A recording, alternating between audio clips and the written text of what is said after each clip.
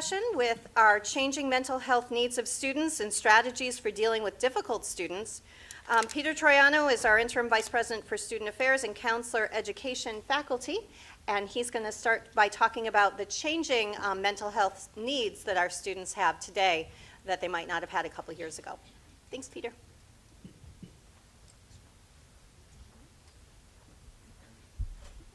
Thank you, Glynis. So I'm not feeling much like the expert anymore with my colleagues in the room who do this type of work. And I'm better prepared to talk about mental health issues, but I certainly feel prepared to talk about college students and the issues that they face, particularly with regard to mental health. I've been doing this work, many of you know, for a number of years, 30 plus years. I left administration 4 years ago to be a full-time faculty member in the Department of Counselor Education and Family Therapy, but then about a year ago got pulled away again and back into administrative work, and as Dean Fitzgerald said, I've been serving as the interim Vice President for Student Affairs for this past year. I will say first off that I did receive permission from EAB, which is a firm that various campuses work with to bring retention strategies and recruitment strategies to their campuses. I did secure permission from them to use a PowerPoint slideshow that they provided earlier in the summer to us specifically on this topic of mental health services for college-age students. I have a clicker here. So we'll get right into it. I can't walk around. We'll get right into it, and then we're going to wait. And Chip and I agreed that we would wait to answer questions at the end of the hour. So what I'm going to present to you will lead right into what he would like to talk to you about today, and then we'll have some time for questions or even some sharing about tips and strategies that you've used in your classrooms. But I want to lay the foundation by presenting you with some facts and some hard statistics on what is happening on college campuses across the country. This is not a new trend. The trend or the need for increased mental health support for our students, as demonstrated by headlines that have appeared in the news over the last several years. You can see here, students flood counseling offices, more stress, less stigma drives college students to mental health services, and so on. The number of students seeking mental health is growing rapidly, and then surging demand for mental health care jams college offices. I certainly can attest to that, and some others in the room can attest to that as well. We are overwhelmed with requests from students, from faculty, from families, staff, everyone who supports students for more counseling hours. And the challenge has been to find creative solutions while advocating for more resources within the counseling center. Just to give you some idea of how significant this issue is, if you consider that over the last 6 years, the overall increase in the number of students attending college has been about 5.6%, yet the increase in the number of students who are seeking utilization of a counseling center has risen in that same period to almost 30%. So clearly, enrollments on college campuses are still increasing, but the demand for mental health services is increasing fivefold, at 5 times the rate. We're seeing a large upswing, as I mentioned a minute ago, in the number of requests for counseling center appointments, up 35%. This is actually among Canadian colleges. I left this slide in here to demonstrate and to maybe make us feel a little bit better about the fact that this is not just our problem. This is a problem that is shared not just by our neighboring country to the north, but by colleges worldwide. So we know that this is not just our problem. Sometimes we think it's just Central's problem, right? Sometimes we think it's just us. This is certainly happening across the country, and it's happening as I said, worldwide. Some would say that, well, we'll get into that a little bit later. Let me hold that thought for just a minute. There are basically 3 factors at play that we think have led to some of this. And the first is increased awareness. Students and their families are more aware and more open about talking about this, and we are more aware of the mental health needs of students, and we are seeking out students, encouraging students to get the help that they need. And so in some ways, we are responding to the issue that is being put in front of us, and we are grateful that we're able to do that, but wondering how we're going to keep up with that demand. We are developing new ways of tracking and monitoring students. We have, on our campus, we have a student behavior review team, is what we call it here. On Mondays at 10 o'clock, we meet. If you don't know about this already, this is a good opportunity for me to tell you a little bit about that, and we can talk more about that later on today or later in the week. But we do have a group that meets every Monday, and we do talk about students of concern. A lot of those concerns arise from the student code of conduct or the student conduct office, or from police reports that I read every morning. But we also talk about students that we're concerned about, not because they're in trouble, but because they are troubled and they need our assistance. Some of the people in this room are members of that committee as well. There are representatives from many of the different areas within student affairs, as well as university police. Some of our counseling center staff are there. They, of course, cannot say very much about what they know, but they can give us some idea if a particular student or a particular problem is being addressed.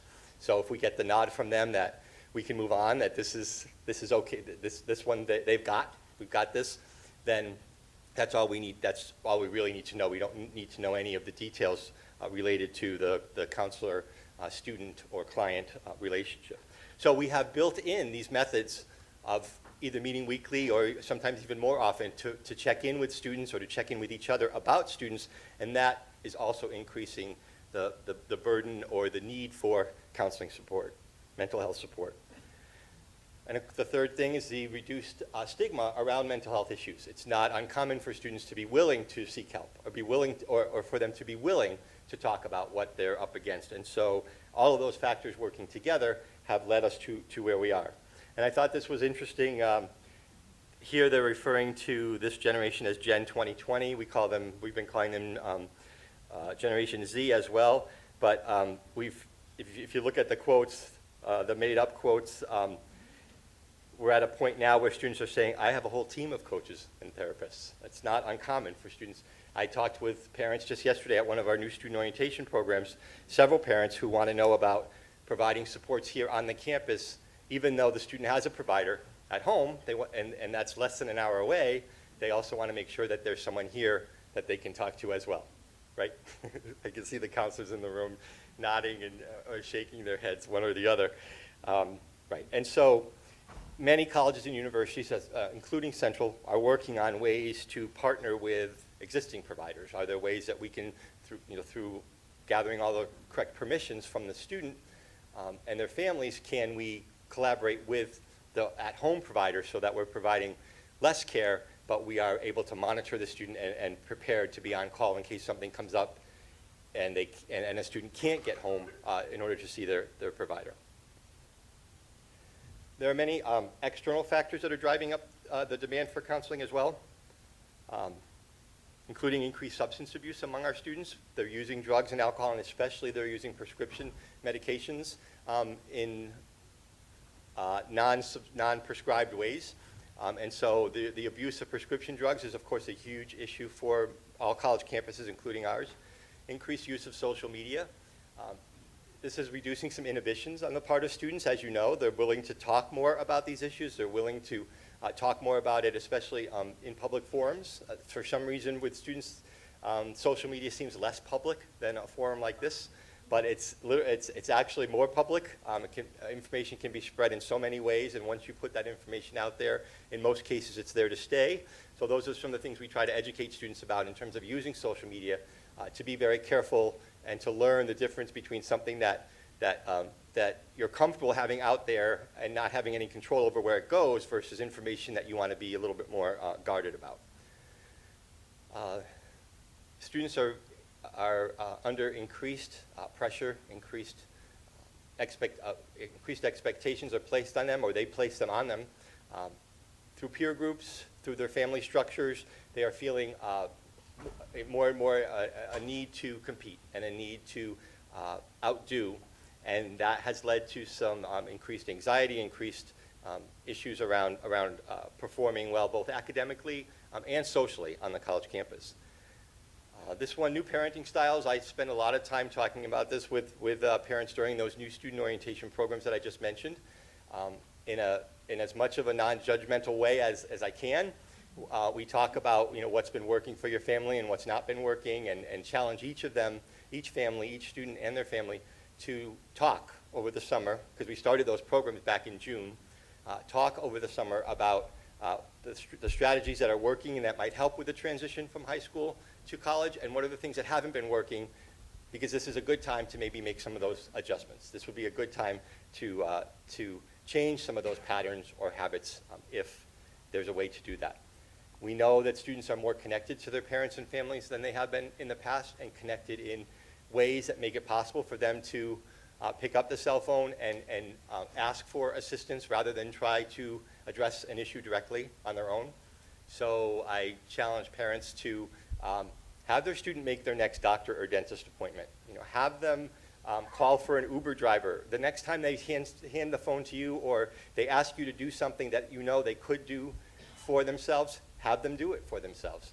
Begin the process now, this summer, while they're with you, and begin to assess what their readiness is for managing those day-to-day tasks. And then that can only help us and help the family as they arrive on campus. And then lastly, and I won't say very much about this, but our current political climate, I think this has always been true, but maybe true more so than ever now.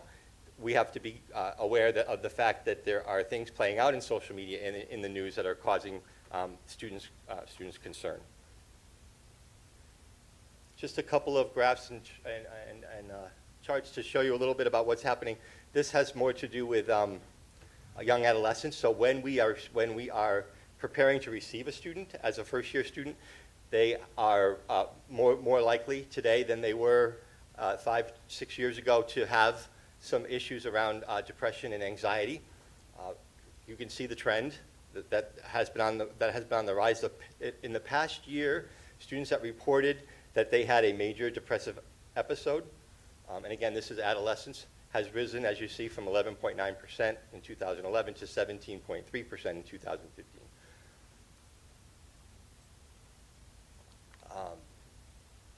So yeah, alarming statistics. The fact that 8% of children ages 7 to 16 have attempted self-injury. This should be alarming. Maybe it's not new news to you, but it's not new news to me, but every time I look at it, it is shocking and it is alarming.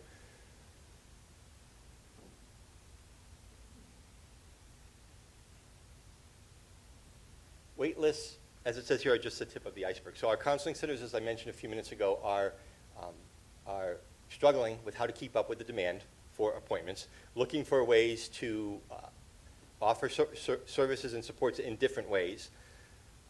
But we can't stop the calls from coming in to my office, to the president's office, from students who say that they were turned away either from health services or from counseling services.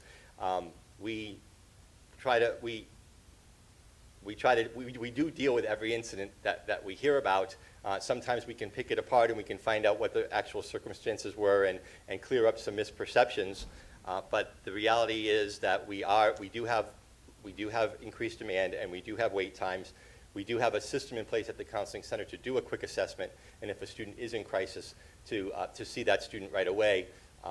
And so there's some very basic questions that we can ask that are good indicators of how serious the crisis is. And so staff are trained, even the front line staff are trained to ask those questions and to be able to make those quick assessments. But we're seeing increased, as you can see here from the list, increased burnout among mental health professionals because of the demands placed on their time and the amount of work that they're expected to accomplish in the course of a day. With time in there for notes or for other things, other ways that they serve the campus, time in there for service and for attending events and so forth, events like today.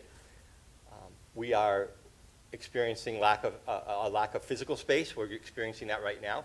For those of you that don't know, we have hired one new counselor this summer, and we received authorization to hire 2 new counselors. We were successful in hiring 1 counselor, and we have a search continuing now to hire a second full-time counselor. I put forward 12 requests for new positions It sounds a little crazy, I know, but back in February when we were going through the budget cycle. And I knew that was extreme, but the president had asked me to put all of the needs out before the UPBC, and then we would decide how we would phase that in, knowing that we couldn't hire all 12 of those people in this first year. What were the priorities then, and how would we phase that in? And overwhelmingly, from some of you in this room, from other faculty and staff who sit on that committee, through the meetings that I had with faculty senate leadership and with union leadership, it was unanimously agreed that the area that we most needed to add staffing was in counseling. So of the 12 positions that I proposed, the 3 that were approved were for 2 counselors and for a director of counseling. And that search has not started yet. There's been some back and forth about all of that, but we hope to be able to begin that search in another week or 2. But clearly my point is that of all of the needs across student affairs, everyone, including those of us in student affairs, agreed that counseling was the one area that we needed to increase our staffing so that we could increase support to students.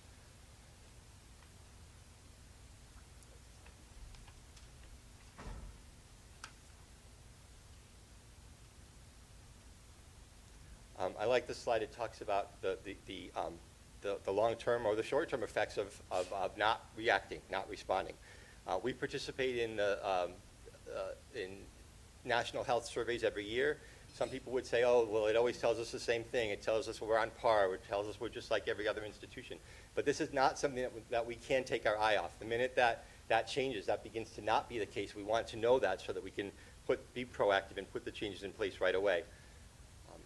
We have had to retrain or provide additional training to staff around the campus, including university police.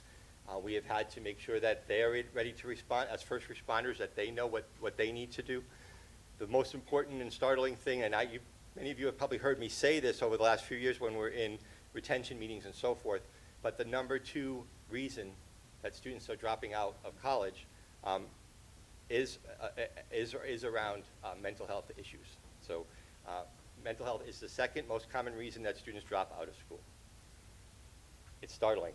We have to pay attention to all the reasons that academically that students are not performing well and why they're leaving the institution, but we have got to pay more attention to the non-academic reasons, and that's where we have to work together. We need to collaborate and find ways to partner. Some of you in the room have made calls to me or to the staff in the middle of the day, or even sometimes through the dean and through university police in the middle of the night, as Lauren and I were just talking about, as we dealt with a situation last spring.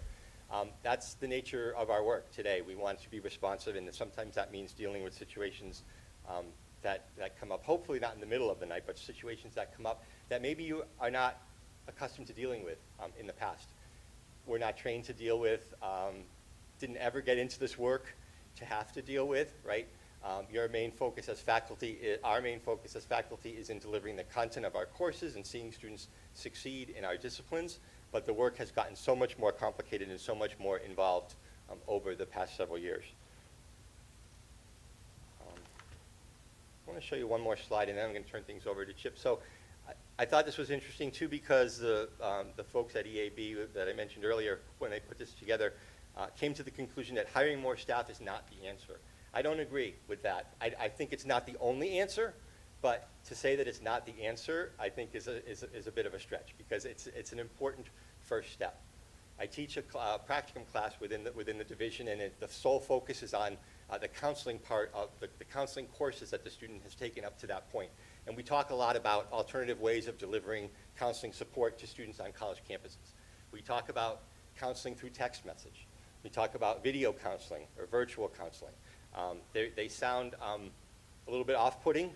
They're definitely non-traditional, but there's lots of research out there about the effectivenesses, and it's about the effectiveness of these methods, and it's about meeting students where they are, bringing the services to them, and finding creative ways to reach them, to reach this new generation.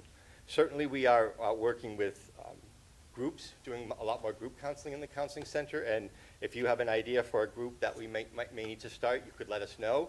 With the increased staffing, hopefully we can increase the number of groups that we're starting, but certainly group counseling is not the only solution either.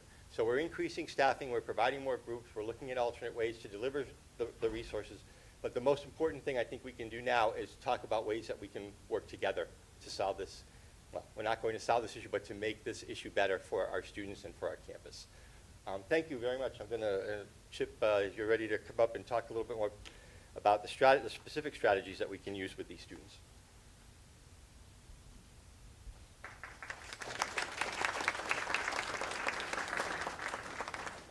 Thank you, Peter. Keep screwing that up.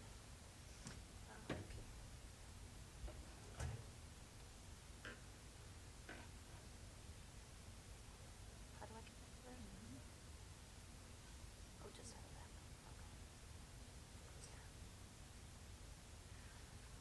Okay, what I would like to do is now introduce Dr. Chip Tafredi from Criminology, who's going to talk with us about dealing with difficult and irate students, which may or may not always be because of wellness issues, but there are lots of reasons why students might be difficult in our classroom, and Chip has a number of wonderful strategies that we can employ. Thanks, Chip. Thank you, Glennis. It is truly an honor to be here today. I'm Chip Tafredi. As mentioned, I'm from the Criminology Department. I've been here for 20 years, and I almost have to choke as I say that because the time went by so quickly, and every year's been great. And I still feel like I'm very much new. Outside of the university, I operate as a clinical psychologist. I spend about 1 day a week in probation offices, halfway houses, day reporting centers, and dealing with justice-involved adolescents and adults. And you get used to dealing with a certain amount of chaos in those environments. And somewhat surprisingly, some of those skills come in real handy in the classroom as well. And so for new faculty members here, I think what you need to know is that Central has very deep roots as a teaching university, and that it's very hard to be successful here if you're not effective in the classroom. And being effective in the classroom is more than just having good lesson plans and thinking through what you're going to be teaching. There's also an element of classroom management, and that's what I'd like to discuss today with you. So I think as a general rule, a lot of what Peter just mentioned will play out in different and surprising ways in your classrooms. And so I'd suggest that you kind of get used to the idea of expecting the unexpected. So I'll start with the story. Like I said, I've been here 20 years, and I think I've seen everything, but I'm constantly surprised by things that pop up. Last year, I showed up for class, my first class, first day, kind of running through the syllabus, talking about the course. And at the end of the first class, I mentioned to students that anyone who has a learning issue or something like that they want me to know about, just come on up, get my attention individually. I'd like to talk with you, get on my radar screen, that kind of thing. That population has increased over the years, so about 6 or 7 students are making their way over to me. And then one guy, he's a really big, tall guy, kind of stands up, and he's in the back of the classroom, and he yells out, "I have autism." And I look up, and the whole class is startled, and they look up. And he says, "I just want you to know that I don't need any special, anything special." And then he walks out of the room. And next class, come in the class, he comes in, he sits down, and he yells out again, "Just want to remind you I have autism." And I'm thinking, this is a new one, and this is going to be a classroom management issue. I will tell you, though, that he was actually my favorite student that semester, as it turned out. But we did have to work a few things out. So that's the type of thing I'm talking about. Before we get into some of the things that can kind of bubble up in the classroom, I do want to just say a couple things about this particular line of work. I think working at a university as a professor is really a privileged position in a lot of ways, and that university environments are wonderful places to work. They're optimistic, they're uplifting. You have the opportunity to shape people's lives. Depending on the discipline, you also have the responsibility in many cases of being gatekeepers to certain professions. I know in our criminology department, we think about that a lot. Our students, when they graduate, may carry guns. They may be the person that pulls you over at 2 in the morning. They may have to make life and death decisions. And so, not every student really is capable of that. And so I do think there's a gatekeeper responsibility that doesn't get discussed enough. But at a basic level, teaching is really about having knowledge and expertise and just a desire to share with others what you know. So as you're doing that, challenges will emerge. And I think one of the threads of this particular talk is just that with some preparation and some thoughtfulness, you can respond effectively to all sorts of challenging client scenarios. And maybe a secondary purpose of this particular talk is that all of us experience these challenges in the classroom. And don't be alone with them. This is a very rich environment in lots of ways. You have colleagues in your departments who've seen a lot of different things. They'll know how to respond to different types of scenarios. There's a lot of wisdom on campus. So if you're running into problems and you're having difficulty managing things, don't sit by yourself with that. So what I'd like to do is just talk about and maybe even practice a little bit responding to a few examples of real-world challenges that have come up, and I'm pulling these from my own experiences, having been here for 20 years. I just want to make sure we have microphones. Who are mic folks here? Do we have one or two? Oh, thanks. All right, we'll get to that in a second. All right. So I think there's a couple areas that emerge, and one is just problematic verbal behaviors. So I think verbal behaviors are probably the most common area that professors will face, and there's different kinds of challenges that can come up. Sometimes you have students that talk too much. Someone mentioned this earlier this morning, that generally we love those students who raise their hand and want to answer every question. Sometimes it can be too much and have the effect of kind of squashing everybody else in the room. My Canadian colleagues have a funky term for this type of student. They call him or her a keener, a person who stands in the front, keen to impress everybody all the time. Some students will interrupt. You'll get some bizarre behaviors, tangential comments. Every once in a while, you get the kind of student that really doesn't ask questions, but raises their hand to launch into sort of mini lectures. And as you kind of move through the course of the semester, you realize you have a co-kind of teacher with you in the classroom, which has to be managed in some cases. And then you get students that are just challenging and oppositional in some respects because that's kind of their personality style. Now, we could spend a whole couple hours just on these types of behaviors and managing them, but let me just pluck one out. Student says, "I'm tired of all this textbook crap. My brother died of a heroin overdose. Let me educate all of you on the reality of what it's like." So I know you're all sitting at tables, and I'd like you to do a couple things here. Take a minute or two with your table, and I'd like you to come up with one thing not to do in this situation. So if this comes up and emerges in your classroom, what's one thing that would not be a good idea? And then see if you can, as a table, can come up with one potentially effective response to this type of scenario. So I'm going to give you just a minute or two, not too much time because we do have time constraints here this afternoon. So take a second and see what you come up with.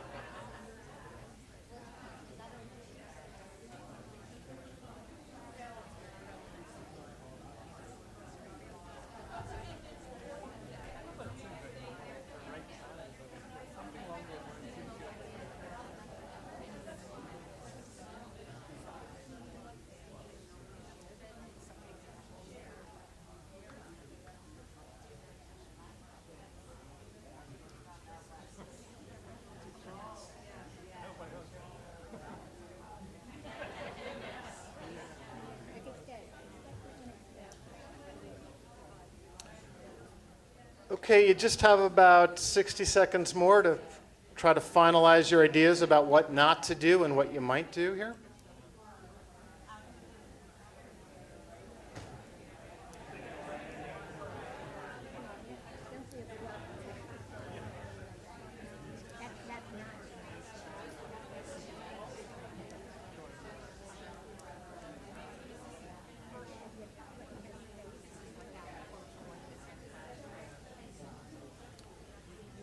Okay, apologize for interrupting everybody. All right, so looking for some things not to do here. What are some things not to do? Ignore it. Ignore it. Don't just keep going and lecture.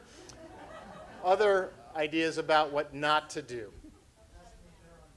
Don't shut it down. Don't ask if they're on drugs. Others? I don't care, so somehow communicating that you're not interested. All right, let's shift it now. What are some potential responses that might be effective here? And there's not one right answer to these things. There are many potentially effective responses. What are some things that might work? Okay, so maybe a mic for the gentleman with the hand up. Yeah. Maybe we could very quickly swap the places with the student. And I would actually ask the student to elaborate what is that four-letter word starting with C, and what would be his solution to it. So you would want to... I know that this may not be the most sensitive answer to the problem, but it may actually work. Okay. So I think in some ways what you're saying is you want to evoke more information from the student. That might be a good way to go. Other things that might work here? There's another hand at this table, seems to have some ideas. I think I would ignore the first sentence altogether. Yes. I think I would try to act with empathy and understanding and allow him to say at least a few words about heroin overdose and address the fact that it's very prevalent, and maybe invite him to allow other people maybe after class to talk with him about it. But I would give him a minute or two to diffuse in the classroom. I wouldn't give him the forum. I wouldn't let him stand in the front.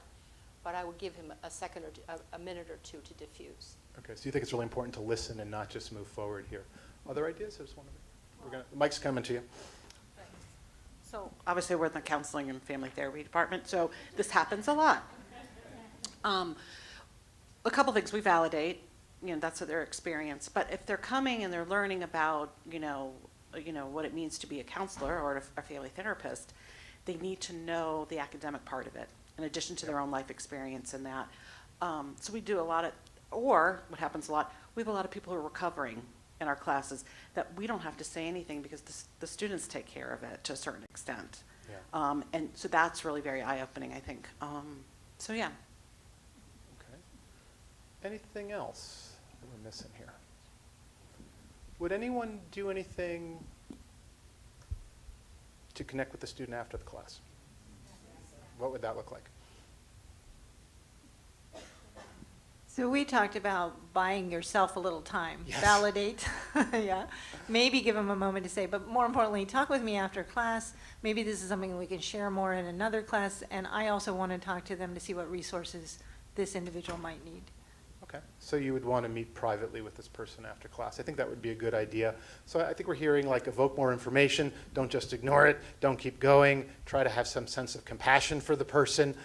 You don't want to give them a blank check and have them to take over the class, but you do want to hear their story a little bit, and then you want to meet with them afterwards and follow up. That sounds like a pretty good way to go here. Let's try another one.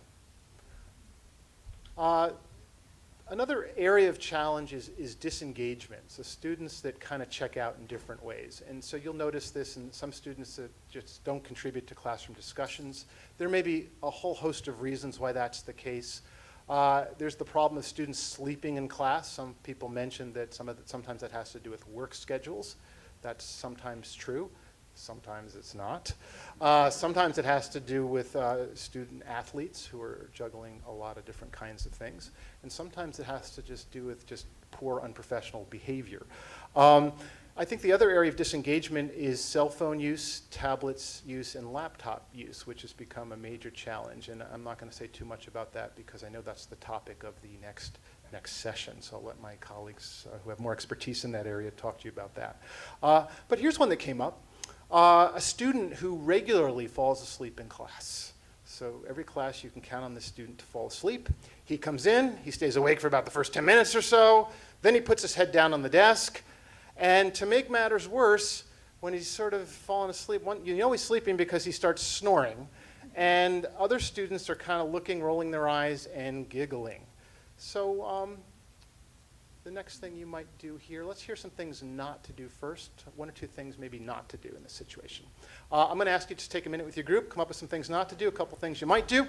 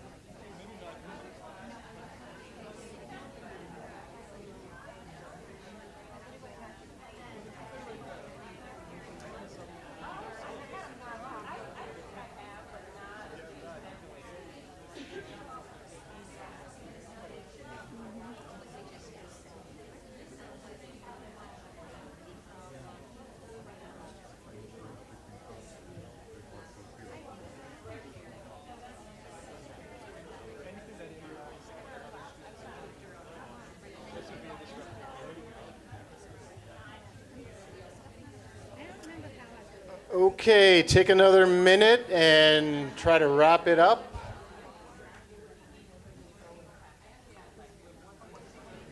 Okay. Some things not to do. Maybe we'll just yell those out in the, just to save a little time. Things not to do. Yeah, don't take it personally. That's a good point. Sometimes it's not about you. Don't throw things at them. Yes, I've heard of professors that will take the eraser and throw it at the student. Don't do that. What else should you not do? What? Don't engage in the laughing. Any other don'ts here? Don't let it get repetitive. Yes. It comes in and this happens over Yes. and over again. Confront it one way Early. or another the very first time. And I think that's true about a lot of these behaviors. You can't just let it slide because your job is to create a classroom environment that's good for all the students. And this will undermine your credibility. It'll suck the energy out of the room. You have to deal with this. And Marion's absolutely right. The longer you let this go, the harder this is to deal with. I think that's true with a lot of these. There's one more don't here. I'm not a big fan of touching students in terms of like shaking the dude or something like that. Don't do that. People have all sorts of different issues and problems. You don't really know who you're dealing with, especially at the beginning of a semester. So those are the don'ts. What are the do's here? Some ideas about productive ways to handle this one. There's a hand up. Yeah, you have one? Okay. We're going to give you the mic here so everyone can hear you. It's right behind you. So not the repetitive part, but I had this happen in an English education course where I was teaching to-be teachers. So all of a sudden it was very meta, like how I handled the student was going to be how my students would handle their students. And it was a small class, so everybody noticed. It was clear everybody had seen. So I just acknowledged them, like, I know you've all noticed that so-and-so has fallen asleep. I'm going to speak to her after class because we're not really sure, what's going on. And but just for now, While the she needs to students, sleep, let it go. while and the we student's just sleeping, continue you're the having class, this yeah. discussion? Okay. And I spoke with them after, and it was a work schedule issue, and we hashed it out. for the Okay, semester. so you did deal with it. Other ideas? There's not one right way to handle these things. In the back? Right, straight back? Hand up? Okay, yeah, sure, right there, sorry. We have a rubric around participation and being it's kind of a contributor.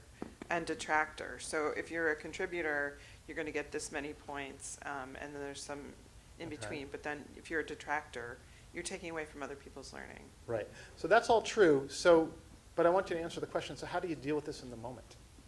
Oh, in the moment. I feel on the spot. I think in the moment that in a certain number of kids, students in the classroom, I would just ignore it. And then talk to them after. We'll talk to them after. You wouldn't let it go. No, just Session, one. classroom after classroom. Yeah, they're going to sleep in my classroom once. Okay, good. Reginald?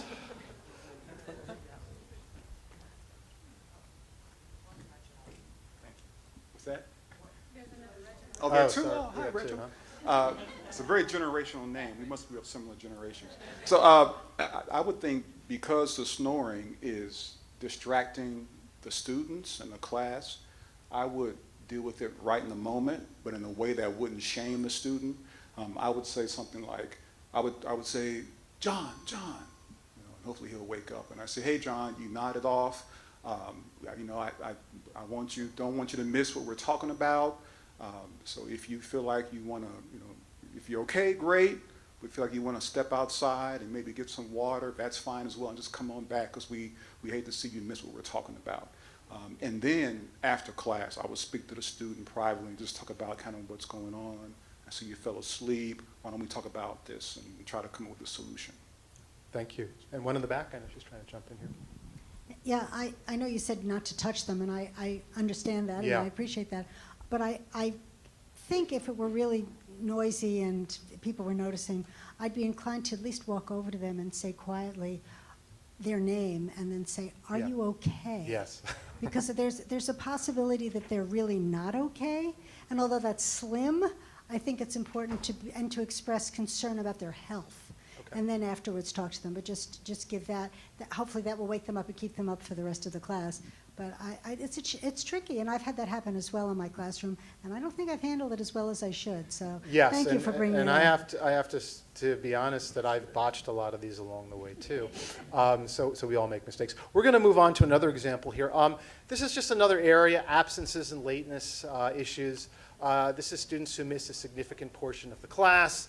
They are chronically late. I don't know if you get this. I always have one person who's chronically late. Depending on the room you're in, this can be very disruptive. The person comes in and they got their bag and they're trying to find a seat in the front and they disrupt every lecture you do.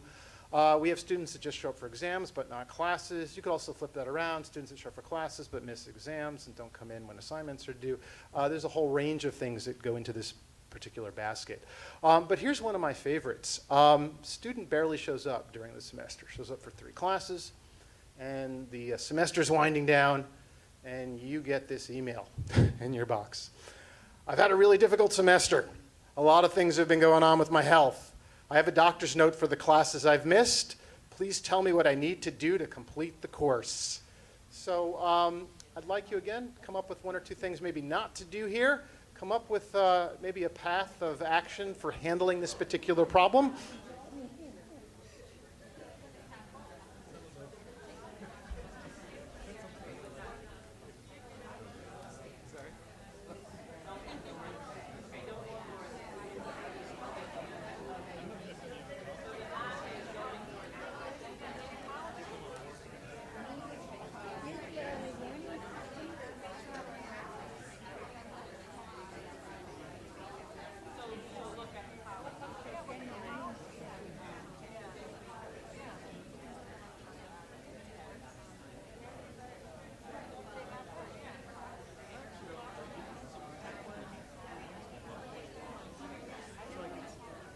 Grown out of it.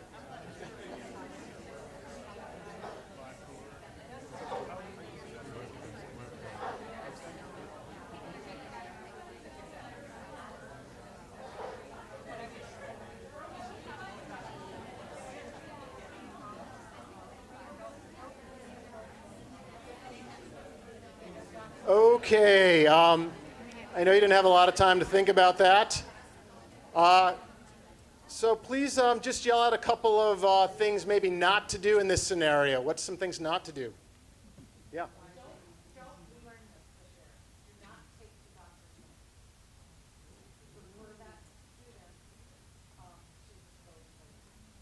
Okay.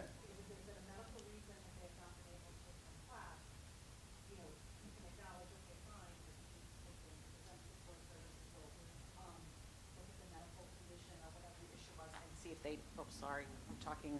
Yes, But the okay. disability services will evaluate if it's been, a needed absences. But then you have to make a decision about completing the course. Yeah, that's the bigger issue. Yeah. All right. Right. So, Marianne, you look like you have a strong reaction to this, and you have a lot of experience, so I'm curious how you would go with this one. If a student has missed all but 3 classes, there is no path that Yes. that student can take to complete the course. I'm with And I you mean, on one this. of the things that I do is I say, it is impossible for me to certify that you have taken the course by giving you a grade in the course. And that kind of it's indirect enough that it can be heard. Yes. Other ideas about this one in the back? I teach over at Charter Oak State College, which is an online, strictly online. And I'll tell you what, in that environment, if you are not participating big time in week number 1, you're basically out. I mean, they don't put up with any of that stuff. You either have to be there and be present in the online environment, and if you're silent, you're removed. That's the way they work there. So. All right. So, I think there's this sort of philosophical issue of being fair to all the students, and what are the expectations for all the students. And at a certain point, you can't tailor a class to a particular student's issues if the issues become so big that they're missing big chunks of the course. And so there's also department cultures around this issue, and people may handle it differently. I think in our department, incompletes are when you miss an assignment or 2, not when you miss 90% of the class. That is a different issue. So we'll move on. We have time for one more. I think this is kind of what Peter was talking about, observable personal distress and turmoil. This is mental health issues, all sorts of learning disability kinds of problems. Just struggles with transportation, financial issues, family chaos, parenting and child care challenges. So you are confronted with this scenario. A student brings her 4-year-old daughter to class. She puts the child in a chair next to her with a coloring book. The child's occupied with coloring for about 10 minutes and then starts to audibly complain that she's bored. The student verbally scolds the child out loud in an effort to quiet her. After class, she comes up and apologizes to you for the disruption and then tells you that she doesn't have childcare and that she has no choice but to bring her daughter to class. Your next move, what would you do with this? Take a minute.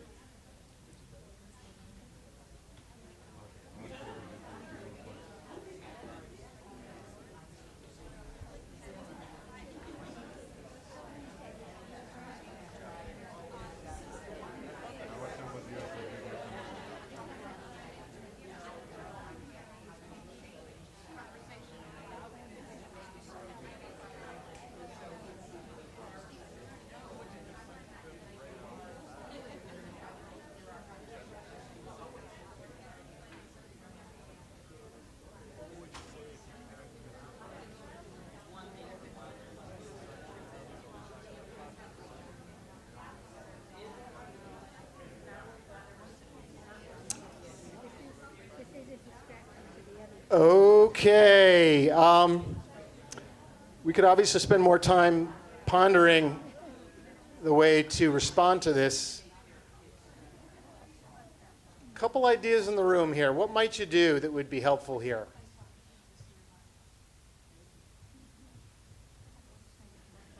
All right. Thank you for your courage. Mike's coming over to you.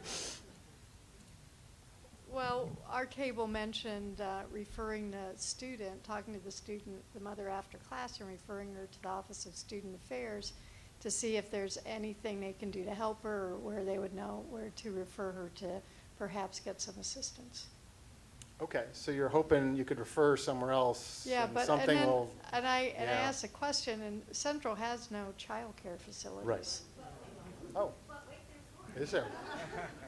Starting this year, at least for evening classes, we do now, the graduate school worked very hard to make sure that we would have aid available. So it's at the Early Childhood Center, not directly on campus, but in a building owned by campus, and it is available every night to cover grad classes.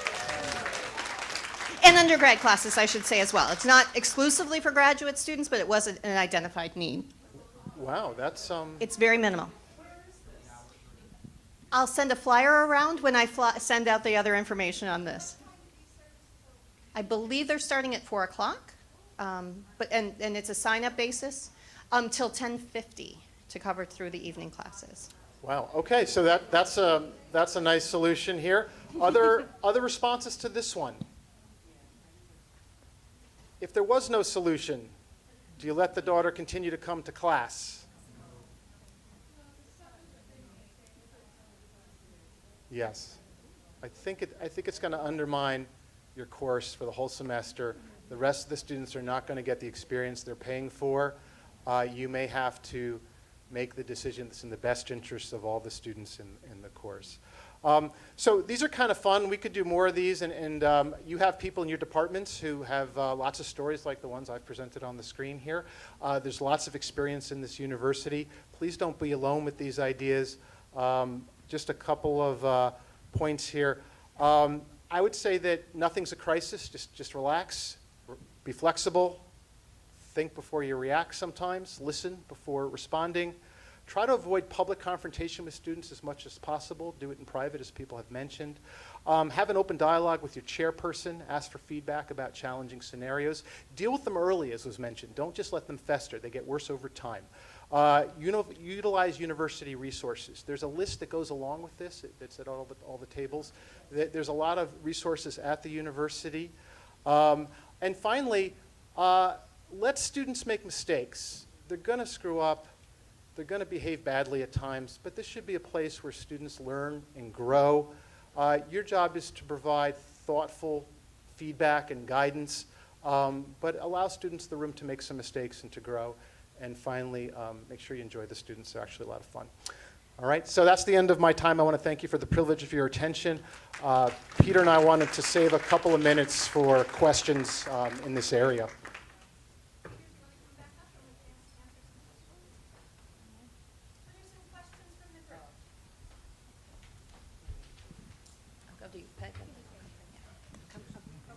I'm just interested with substance abuse rates going up. Does Central have plans to already have sober housing available for students? So I have been working with the Residence Life Department around what we call living learning communities within the residence halls to increase the number and to increase the scope or the themes that we are able to provide. We will not have something in place this year, but it's something that we will continue to work toward. The construction of the residence halls or the layout of the residence halls makes it difficult to do some of this, but certainly if you have a group of students that would like to see that type of housing, you should let us know, because we need to find a critical mass in order to be able to do that. So I mean, we can decide what's needed and set that up, but we usually wait for the students to come to us and tell us it's something that they would like to see. So if you have a group of students, please let us know. Will you be doing any kind of needs assessment for students around housing? Oh, we do assessments all the time. We just had a retreat actually last Wednesday where we looked at all of the different assessments, because one of, that we did over the last year, because what we are finding out is that we do a lot of assessing and we don't do a lot with that data once we have that data. So I'll take a second look at that and see if there's an identified need for or desire for substance-free housing. I have a question to Peter, which is based on the very last slide that you presented during your presentation. If you could bring it up.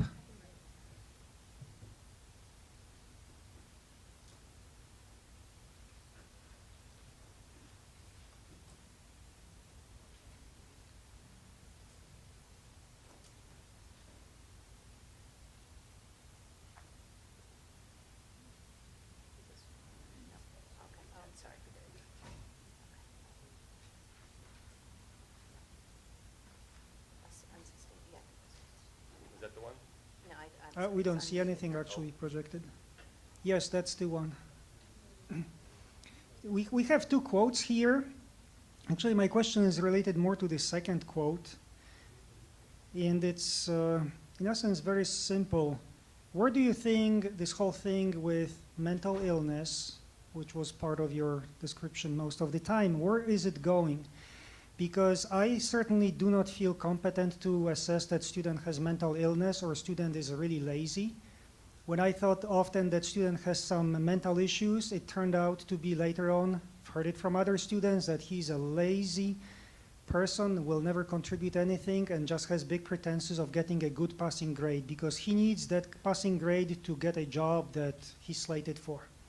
Happened to me so many times that I'm very skeptical about anything I see and I hear from the students. My personal experience. So where is that based on the last quote here by VP for Student Affairs from a university? Where do you think it's going? What should we be looking for in the future? Well, the trend certainly among the staff and faculty on a college campus that are not trained counselors, licensed counselors, is to do as much gatekeeper training as we can. So to make you and others aware of the warning signs and assist you in knowing more about how to get students to the counseling center or to the other supports on campus is where we spend a lot of our time. I think did Jonathan step out? Jonathan is our wellness educator, but Kate is here. We have programs that we can offer to bring to you, to your departments, that can increase people's awareness around those warning signs.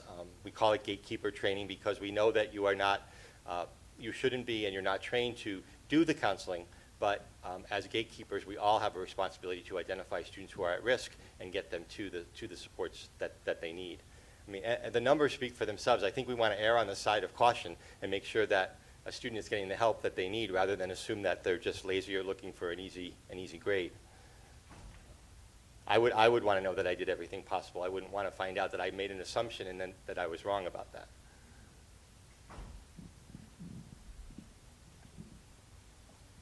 Hi, just 2 quick comments. I think it's important to realize that at-risk students can also have a 4.0 GPA.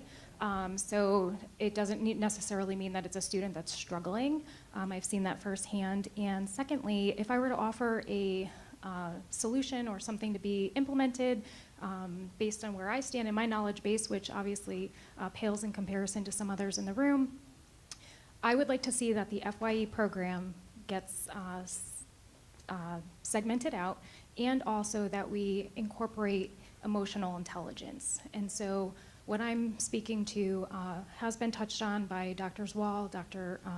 Fallon, in terms of the fixed and growth mindset. From my perspective, I'd like to see dialectical behavior therapy included there, which is going to assist students in their persistence and their coping around, sorry, I'm a little nervous, you can hear it in my voice, that will help students persist with anxiety and bring the anxiety down. My concern is that with so many students having anxiety, they're not actually retaining the information that's happening in the classroom. And then secondly, if we have students that are male and they're not seeking the help for mental health, and they're also reflected in our retention numbers, or the lack thereof for men, I would like to see this incorporated so that we don't have to keep hiring our wonderful counselors, but we can also assist students on their entry.